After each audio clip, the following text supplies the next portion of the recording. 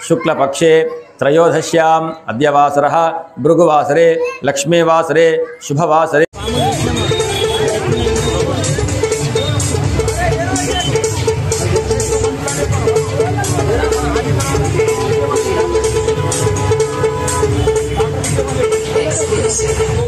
Padmavati Nagar